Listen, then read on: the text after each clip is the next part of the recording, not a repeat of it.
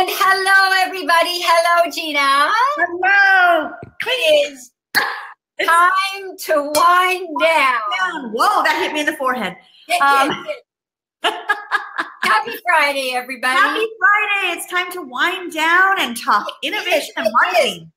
And for the people who are joining us live, I will say that I am doing this for the first time. I'm hosting for the first time. I'm be-living for the first time. So I made myself a promise that I would try all kinds of new things this year. And this is my effort to get more comfortable with technology. So I have to say, I'm very proud of you because you have gone from, I'm not even sure I want to do a be-live or a Facebook Live to here you are driving. Yes, here I am driving. And happy Friday, Ellen. It was lovely to see you last night. We were at a CAPS meeting last night. Nice. So lots of fellow CAPS people. So did you have a good week, Gina? I did. You know, this was, I'm on my monk week. I'm calling it my monk week, which I just learned that term. And I've listened to tons of podcasts, a couple audio books. I'm spending a week down here in Arizona completely by myself, which I've done, but usually it's with contractors and getting work done. And this has been my monk week of just spending time reflecting and quiet and planning. So I like the sound of that. Yeah. I like the sound of that. And then you would like the sound of that too, I guess, spending some time just reflecting. And I see Bob has joined us. Bob has joined us. And Rhea, hello. How are you? To all of you. Happy Friday. Everybody, happy Friday. Happy Friday. How was your week? It was good. Besides what? Being in the snow. Yeah, besides being in the snow. But it was a good week. It was a good week. And there were lots of really interesting things that happened this week. Lots of wonderful, innovative things that happened this week that we can all learn from and take tips from to grow our business. But I'll start with you, Gina. We said we were going to talk about the Super Bowl. So, well, and it's interesting because, you know, it's one of those things you and I have talked about. Everybody talks about the Super Bowl ads after the Super Bowl. And Absolutely. So we are going to put an innovative spin on it. Yes. But, you know, this has been a big sports week with the Super Bowl on Sunday and then yes. Opening games for the Olympics tonight. Absolutely. So to me, it's really fun to look at that. And again, I'm not a big sports fan. I should say I'm not a big football fan. So I watch the game for the commercials, which, you know, we're going to talk about. And as 90% of the world. Yeah. And I haven't seen this, but I heard there is a version, and it might be on Netflix or somebody. I couldn't be Netflix. Well, I don't know. They said there was going to be a version where you could just watch the commercials or TiVo through the game just to see the commercials. And I look at it from a small business owner perspective. A lot of times we see these ads and we go, you know, I don't have that kind of budget. So yeah. I'm excited for you and I to talk about, yes, everybody get a glass of wine or I'm cheating today. I have grape juice. So if I'm chugging, don't get concerned. Mine's real. Mine's real. Just for the record. Yeah. So did you? I know for me, I always watch that, as you say, from the perspective of what can I learn. Right. And I think in the work that we do, we call it the flashpoint. So in other words, what's the idea behind the idea? None of us have the budgets. Well, maybe, I don't know, Bob. Maybe Bob has the budget. But none of us really have the budget to do the huge things they did. But if we look at the idea behind the idea, there's lots of things that we could take away from our business. So did you have any of those kind of aha moments where you got a sense of what the idea behind the idea was? Well, I did because actually there were a couple of them that they looked like user-generated content. You know, more and more of the commercials, and if you think about even last year with the Doritos having the contest where people submitted user-generated content, which the bottom line of that message is perfect is out when it comes to video content. And the more raw conversational video is very in. And I think in the commercials this year, we kind of saw that. Even though they had big name stars and they spent a lot of money producing them, they had to work hard to make it look not so polished and perfect. Yeah. Yeah. That's a great insight. And I think, we can do that. No, it's just because, and we need to do more of that. Sometimes we get caught up in thinking we need big production and spending lots of money, but I think these type of the Be Live or the Facebook Lives and, YouTube Lives, I think we can get more creative and innovative with the way we use video. Absolutely. And I think there's a place for both. I think there's a place for the highly produced videos, and there's a place for this because sometimes they serve very different purposes. So depending upon how you want to represent your brand and what your brand stands for and who your audience is, they may relate more to one type of video or another. There's certainly no doubt that for the millennials and for many of the age groups out there, this kind of live forum is very seductive and very attractive. And then for other people. No, go ahead. No, go ahead. I was just gonna say it's interesting though because we bought this place in Arizona and we've been having to learn how to take care of a pool, and I was doing some research online of pool heaters. We had to buy a pool heater, and we were looking up, and I found a company online that had a bunch of videos answering the most frequently asked questions about pool heaters. Yes. And I just thought it was so brilliant because it was just somebody talking to me, giving me the answers I was looking for in short little video.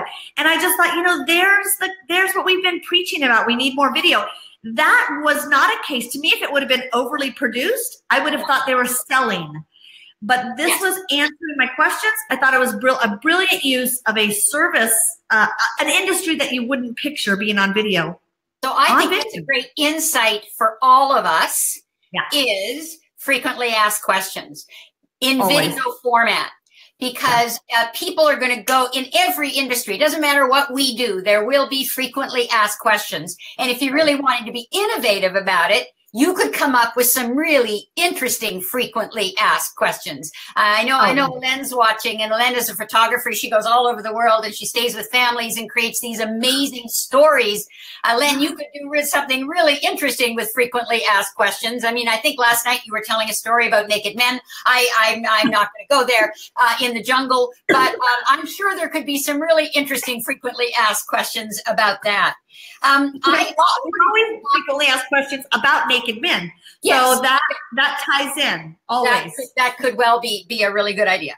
I wanted to talk about the Tide commercial. Now, if you haven't seen, or commercials, if you haven't seen them, I strongly encourage you to go to YouTube, just Google Tide Super Bowl, and you will get them. And there were so many takeaways from this, and so I'm going to try to wrap my head around them. But the big one as a business is to remember that who your competition is depends on who you are, where you are, and when you are. So let me make some sense of that. On a normal day, Tide's competition is Tide. It is our other detergents, right? That's their competition. When you put an ad in the Super Bowl, your competition is the other Super Bowl commercials. And that stands for all of us. It depends where we are and how we are and who we are, who our competition is in that moment. And what Tide did, which was absolutely brilliant, if you haven't seen them, the whole, what I would call the provocative premise behind the ads was that every ad was a Tide ad. And so this is my second insight from the Tide ad. So normally a Tide ad would show a stain and it would show that the detergent got out the stain, because all of us in our businesses want to show that our product works or service works. But what Tide did is they spoofed a bunch of other brands, Old Spice. They actually had the Old Spice guy there. Two guys on a horse. And there was this man whose name now I'm going to forget because I'm in the moment, but who's a well-known actor from Stranger Things. And he would just show up in these ads and he would go, is this a Tide ad? Maybe. And then the more it went on, is this a Tide ad? And there was no talk. Every so often they talked about if there's no stain, it's a Tide ad. Is every ad a Tide ad? It was absolutely brilliant. So think about who you're competing with in that moment, because what Tide knew was they had to create the most buzz on social media during that time, which is the third insight for me that I wanted to share for all of us. And this is your domain, Gina, is sometimes we do these great things, these great events, these great launches of these great new products. It is not about the ad on Super Bowl. It really isn't. It's about the buzz that the ad generates on social media. Tide spent a fortune just on having an entire team in a war room somewhere to not only post their planned tweets, Facebook and YouTube as well, but really the planned tweets on Twitter, but to be able to react. Right, exactly. And the mentions they got were phenomenal. So I guess the third insight for us as a small business, no matter what we do, don't stay too focused on what you're doing. Remember to think outside whatever product you're launching or presentation you're making or product you're selling to, okay, how now can I make sure that I'm leveraging and taking advantage of the buzz? This is the biz. And this is the buzz. And you don't have any biz without the buzz. So those would be my three major takeaways from Tide. And it's interesting because I saw another couple things that, again, as a small business owner, we can all apply. When creating video content, we need to look at the fact that they had a hook, whether it was comedy, whether it was something, I mean, on the Tide ads, it was something funny. But in our videos, we want to make sure we're number one, getting to a point, which, see, it took me too long to get to that point, in 3 seconds. In 3 seconds, you want to get a hook so that, I mean, you think about it, when people tune in, they're watching for, 3 to 5 seconds, and in the first 3 to 5 seconds, you better tell them what they're going to get or something interesting that keeps them beyond 5 seconds. The other thing that all these ads did brilliantly was within 5 to 9 seconds, you want to switch things up. So even here on this Facebook Live, the fact that we're seeing questions come on the screen, we're changing up. The fact there's 2 of us talking helps. When you're creating video, if it's just you talking head, even 5 minutes, it can get stale. So look at ways to bring in other visuals or change things up. It doesn't mean we all have to use humor. I mean, the humor in these commercials were brilliant. But it doesn't mean we all have to use humor. It just means we have to change the scenery every 5 to 9 seconds. I love that phrase, change the scenery. And we did, because you've helped promote them, a ton of new videos and continue to do them. And they are on the longer side. But brilliantly done. But the reality is we actually crafted the videos. Where are the words that come in? Where are the images that come in? And so I think in this era of video, doing video is not innovative anymore. So you have to be innovative about the way that you do it. Now, Ellen, you say, I just want to make sure that I understand. You say, I have a question already and need to feel good in front of the camera. Is that a question you want us to answer about how to perhaps get more comfortable in front of the camera, or am I misunderstanding your question? So I'll give you all you have to do is put on your pajamas and do something in front of the camera, and then immediately the rest is easy. And hire Gina to come in and turn the camera on, whether you're ready or not. Well, and what I always tell people about being on the camera and feeling uncomfortable, especially if you are in a position where you are out talking to customers and potential customers, like some of you are speakers, you're on a stage talking to thousands of people, and yet we see that as we're talking to people, so that's different. But when you're sitting in front of a camera, you're thinking, oh, now I'm talking to a camera, so now I'm self-conscious. Think of it as I'm still talking to people. I'm talking to one person, or I'm talking to 2 people. And that to me helps, because when you're doing a performance in front of a camera, it's very nerve-wracking. And you think, oh, I have to remember. But if I'm having a conversation, we can relax a little more. And one suggestion is start with something like this where you have 2 people, much easier to bounce off each other. Yeah. And Ellen, I'm understanding your question now. You say you've received many questions, and I think this goes back to our most commonly, frequently asked questions, is what Helen is talking about. And she needs to answer those questions, but she needs to get more comfortable in front of the camera. And I think the key, and I hate to keep referring to last night, but Elaine and I were at the same event last night, is to keep it conversational. Yeah. That you don't need, particularly if you're answering a question, and practice, Elaine. You don't need to go live right away. You don't need to do Facebook Live right away. You can practice in front of a camera. If you don't like it, get back, look at it, and go, that wasn't great. Another great place to practice is do those 1-minute ones on Instagram. Because you know what, put them in a story, 24 hours later, they're gone. Nobody ever gets to see them. But here's another thing.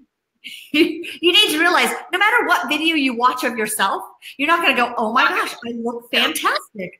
Oh, I sound magnificent. We're always going to critique ourselves harsher. But again, go back to, if I'm speaking in front of a group live, they're seeing me. They're hearing me. So we need to get over the fact that on camera, we think it's different. It's the same. It's the same person. Yeah. That's a great question though. And when we start with the 10 FAQs, if you take those frequently asked questions and create some video around them and keep them super short, that helps. Yes, absolutely. One more thing I forgot that I wanted to add about Tide, which I think is really important for all of us, is this was the first time I read, I think it was their vice president of marketing. This was the first time that they did something that did not involve stains and removal of stains. It was a huge departure for them. And he was talking about how the night before he barely slept, and he woke up in the morning and he said, oh yeah, only like 1.8 billion people are going to see this today, or whatever it was. But it reminded me that we do need to make those outrageously courageous choices. And somebody said, so what's the result you're expecting? And he said, we don't know. We've never done this before. They know that they got the result they wanted on the night of the Super Bowl. The impact it'll have on their business, they don't actually know. But each and every one of us, and I challenge everybody listening to this, to pick one thing that scares you, that frightens you. I like to say that if you have an idea and it's not keeping you up at night, it's not courageous enough. It's not innovative enough. So just think about one thing you could do this month that you wouldn't normally do, that scares you, like hosting a Facebook Live or something, and do it. And then you don't have to know whether or not it's going to have an impact. And small business, medium-sized business, huge businesses like Procter & Gamble still find the times when they say, we just need to take this risk. We're going to be smart about it. We're going to do our planning. But the bottom line is we're going to roll the dice and see what happens. And we all need to do that more.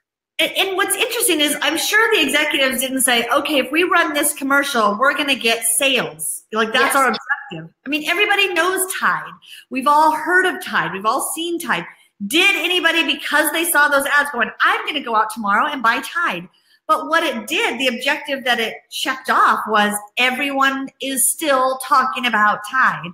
And when you go to the store, if, I don't know how you could not have ever seen Tide in the store, but if a brand creates buzz, because I look at the companies that invest that kind of money, the ones that really are winners are the ones we've never heard of because we all go to the website and find them. We go, who is that? I've never heard of that company. And the buzz is what the objective was. And so people talking on those other channels, it's not like we could talk on TV. So it took people to other channels to talk about them. So, sometimes we do something like a great video, or we're at an event where that got really good PR. Make sure that you're capitalizing, like you said, around the buzz for your biz, because that's going to be the first point where you can connect with people.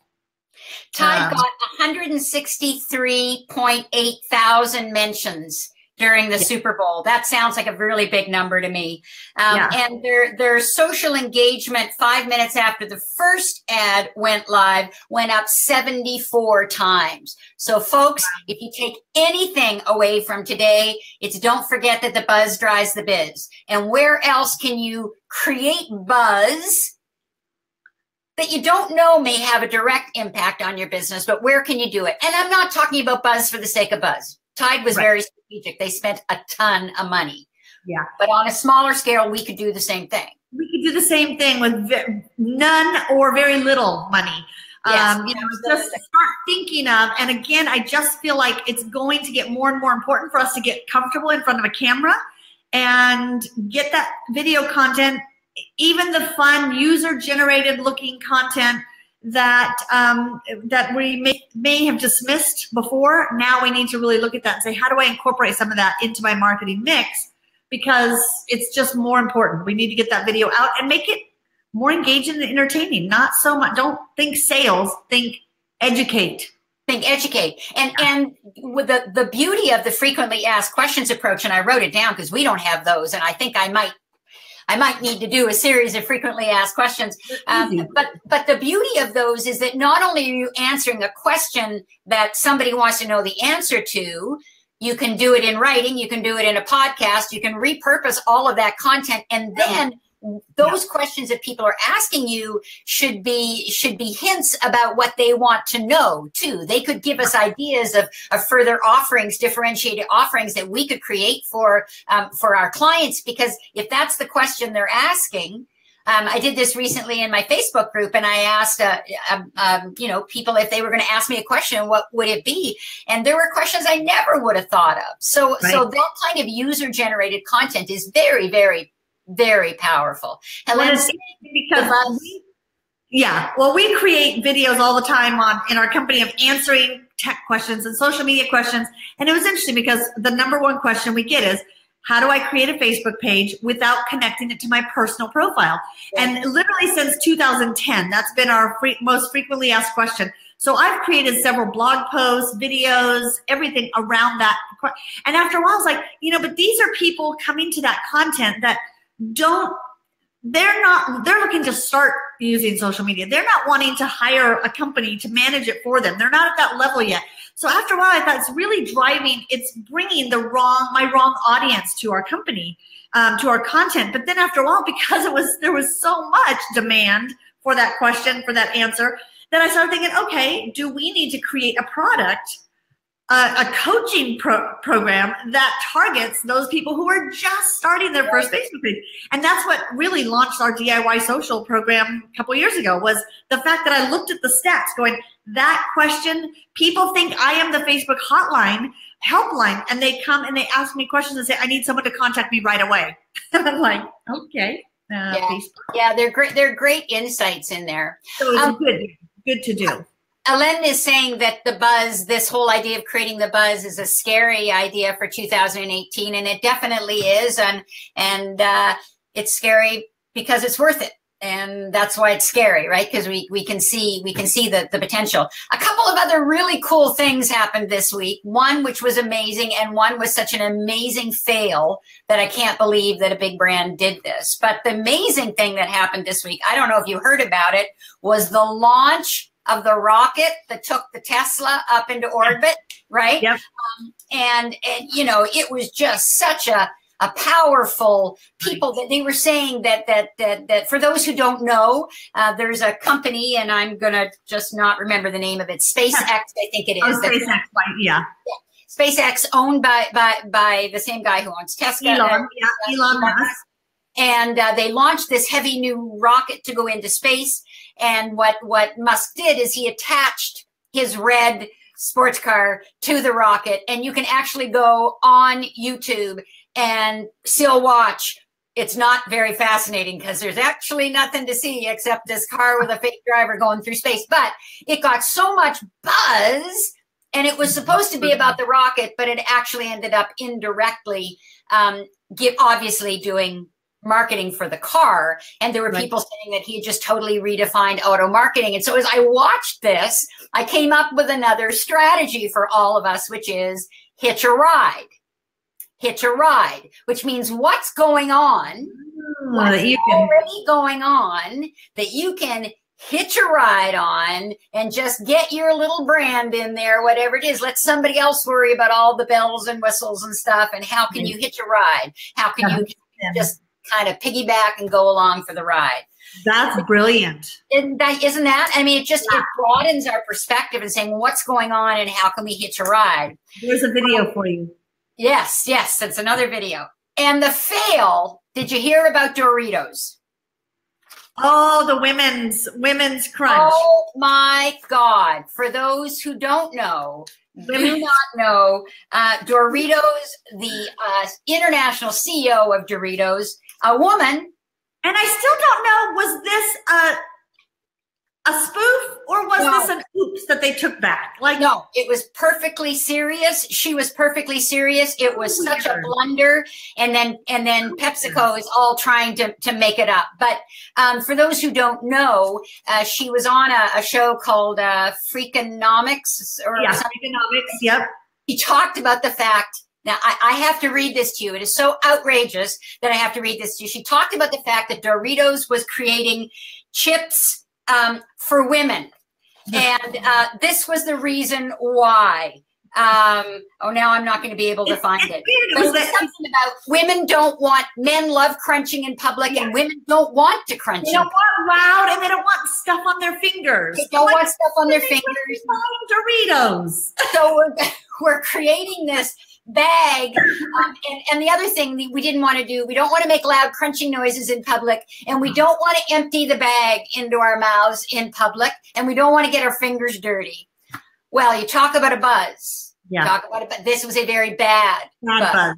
Yeah. This was a bad buzz. So the insight for that for all of us in our small businesses is it's great to know your customers, and it's great to think you're being seductive to your customers and providing value, but make sure that that value isn't actually insulting. Well, I just thought, do they not have other people around them, or do they just have yes people around them? I don't know. One person go, yeah, that might get us into, I mean, I'm always amazed by these blunders that big companies make, because you think, what meeting was everyone absent from? Yeah. And gender specific marketing is very delicate. Oh my God. And this one they blew, and I think at least for a little while Doritos may be doomed.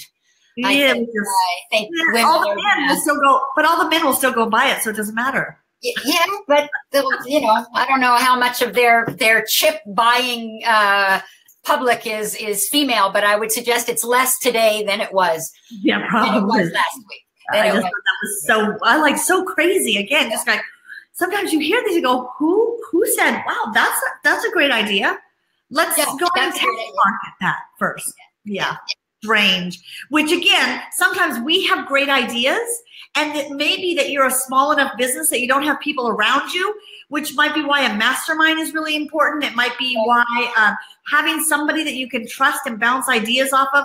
And there are people that we surround ourselves with that agree with everything. And you tell them about a new product idea and they go, oh my gosh, that's brilliant. Awesome. We see people around us that will say, be careful with that. And just give us real feedback. And I think that is a takeaway that I would say from that is, if you think the idea is great, it doesn't mean it's a great idea. Yeah, and it's also, I think, tough when it's the boss. Yeah, right?